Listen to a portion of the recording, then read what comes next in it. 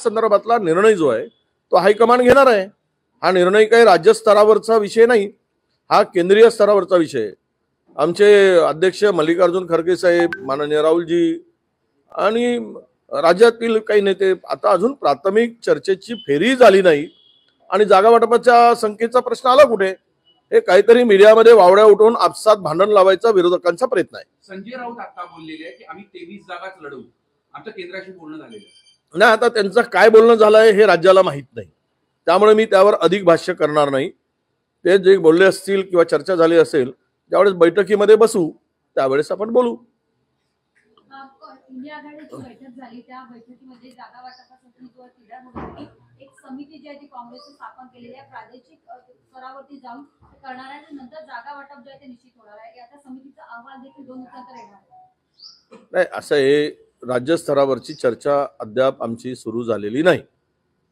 ती चर्चा झाल्यानंतर जो ठरेल किंवा ज्यामध्ये चर्चेमध्ये काही जागांच्या संदर्भात कमी जास्तपणा असेल ते सगळं आम्ही हायकमांडला कळवू आणि हायकमांडवर शेवट निर्णय कोण घेत असतं, अंतिम निर्णय घेण्याचा अधिकार हा केंद्रीय समितीलाच आहे, हा राज्य स्तराच्या समितीला नाही आहे। त्यामुळे ह्यावर आता मला वाटतं की चर्चेची फेरी सुरू नाही आणि विनाकारणच्या वावड्या ज्या उठवल्या जातात त्यामध्ये तथ्य नाही। एक तर आत्ताचे हे त्रिपुराचं सरकार हे घाबरलेलं आहे, यांचे सगळे सर्वे यांच्या विरोधात आहेत, त्यामुळे आता त्यांना भीती वाटायला लागल्यामुळे भीती आहे त्यांना आणि त्यामुळे ते आमच्यामध्ये डिस्प्यूट निर्माण होऊन फायदा कसा घेता येईल यामध्ये अशा ते वावड्या उठवत असतात किंवा त्या गैरसमज निर्माण करत असतात। या बावड्याने संजय राऊत कुठेतरी दबाव टाकण्याचा प्रयत्न करतात, काँग्रेसचे नेते याबाबतीत कुठेच बोलत नाही, पुढे येऊन संजय राऊत आधीपासूनच याबाबत वक्तव्य करत आहे। नाही, संजय राऊत काय म्हणाले, संजय राऊत म्हणू द्या। संजय राऊत जर 23 जागा लढतो म्हणाले तर आम्ही कशाला त्या संदर्भातलं खंडन करू? जो निर्णय आहे तो आमचे हायकमांड घेतील, त्यांनी जर ठरवलं आहे हायकमांडनी तर त्याच्यामध्ये आमचा अधिकार नाही, त्यामुळे या संदर्भात अधिक काही आम्हाला भाष्य करायची गरज नाही। मुंबईच्या मेट्रोसाठी कोट्यावधी रुपये येणे बाकीचे आहे महानगरपालिकेकडून आणि MMRDAच्या वरती कर्जाचा डोंगर आहे। मेट्रोसाठी अजून 1 लाख कोटींची आवश्यकता आहे, तो निधी दिला जात नाही, कुठेतरी काम रखडलं आहे। नाही, असं आहे की राज्याच्या एकूण तिजोरीमध्ये जे उत्पन्न आहे उत्पन्नापेक्षा 134 कोटी रुपये हा राज्याच्या तिजोरीतून अधिकचा खर्च झालेला आहे। केवळ टेंडरच्या भरोशावर आणि 10% 15% कमिशनसाठी राज्य सरकार कुठल्याही स्तराला जाऊन काम करत आहे आणि त्यातून अधिकाधिक निवडणुकीचा निधी गोळा करण्याचं काम ठरवलं आहे। म्हणूनच आता पैसे जर तुमच्याकडे 100 रुपये येतील आणि 134 रुपये तुम्ही खर्च करत असाल तर 34 रुपये आणणार कुठून? हे सुरू आहे सध्या राज्यामध्ये। म्हणूनच 35,000 कोटीचे बिल त्या कंत्राटदारांचे थकले आहेत। हा नवा प्रश्न पुन्हा उभा होणार आहे। जरांगे पाटील आपल्या मागणीवर ठाम आहे, रक्ताची आणि सगळे सोयरे यांना आरक्षणाचा लाभ झाला पाहिजे असं त्यांचं म्हणणं आहे। काल सरकारचं शिष्टमंडळ भेटलं, त्यांच्यासोबत देखील चर्चा विस्कटलेली। या सगळा जो वाद उभा केलाय या महायुतीच्या सरकारने केलेला वाद आहे। हा वादाची सुरुवातच त्यांनी केली। कशाला त्यांना आश्वासन द्यायला पाहिजे होता, कशाला सगळे जाऊन भेटायला पाहिजे होता? तुम्ही जर भेटलात तर मग शब्द पूर्ण करा, शब्द पूर्ण करणार नसाल तर भेटलात कशाला? आणि 2-3 तारखा कशाला दिलात तुम्ही? पहिले दिली मुदत, दुसरी मुदत दिली, तिसरी मुदत 24ची ती आता संपत आहे। हे सगळंच करून महाराष्ट्राला आपसात भांडवण्याचं काम राज्य सरकारनेच केलेलं आहे आणि आता त्याचं प्रायश्चित्त त्यांना भोगावं लागणार आहे। मराठा समाजाची फसवणूक कोणी केली?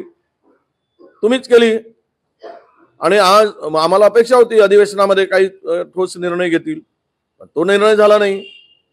याचा अर्थ काय? घेऊच शकत नाही। आणि जर घेऊ शकत नसाल तर आश्वासन फुकटचं कशाला देता आणि लोकांना कशाला फसवताय? हा खरा प्रश्न होतो।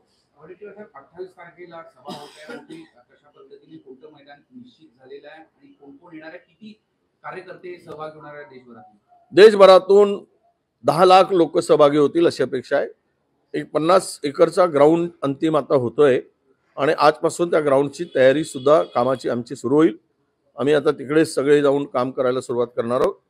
पण मुळात असं आहे की ही सभा ज्या ज्या वेळेस काँग्रेस संकटात होती त्या त्यावेळेस विदर्भाने साथ दिली आणि हे विदर्भामध्ये बाबासाहेबांच्या दीक्षाभूमी आणि बाबासाहेबांनी जो संविधान या देशाला दिला लोकशाहीसाठी, लोकशाही मजबूत करण्यासाठी, तर परमपूज्य बाबासाहेबांच्या आणि या देशाच्या मध्यवर्ती सेंटर ज्याला म्हणतो, 0 माईल म्हणतो, अशा ठिकाणी आणि विशेष करून विदर्भात ज्या विदर्भाने काँग्रेसला नेहमी अडचणीच्या वेळेस साथ दिली त्या विदर्भामध्ये काँग्रेसचा स्थापना दिवस 1920 नंतर साजरा होतोय. आजचा हा 138वा स्थापना दिवस आहे काँग्रेसचा आणि 1885 ला काँग्रेसची स्थापना झाली. त्यानंतर 1920 मध्ये अधिवेशन नागपुरात स्थापना दिवसाचा झालेला होता. त्यानंतरचा इतक्या वर्षानंतर आज ही संधी महाराष्ट्रामध्ये नागपूरला मिळते, विदर्भाला मिळते आहे, याचा आम्हाला नक्कीच अभिमान आहे.